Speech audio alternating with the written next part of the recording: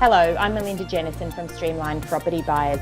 If you're located interstate and you're considering purchasing property here in Brisbane, whether you are relocating or whether you are considering an investment property, this video is for you. Because what you may be reading in the national headlines does not necessarily apply to the Brisbane property market.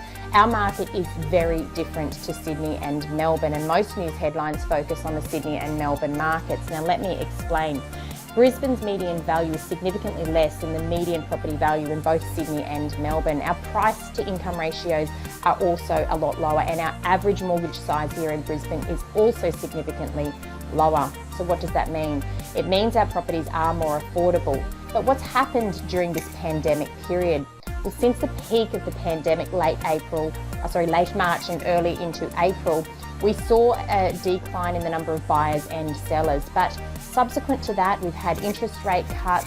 We've seen a huge demand from owner-occupiers that are fueling the Brisbane market. Now, there are a lot of people that have been significantly impacted by this pandemic. However, there are also a lot of people who have security of income, and it has never been cheaper for them to borrow money to purchase property.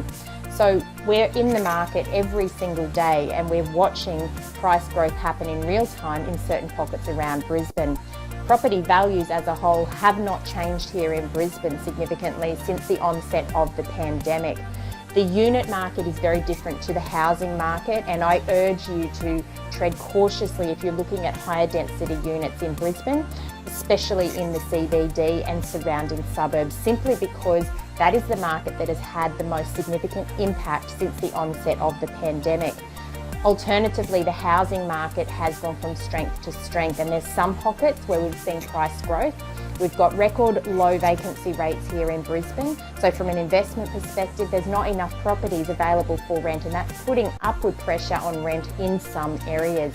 So if you'd like to find out more about what is happening here in Brisbane, if you are considering relocating or purchasing an investment property, we'd love to help you understand what's happening here on the ground and break down the data so that you can get local knowledge to understand whether now is the right time to buy. All you need to do is book a call below.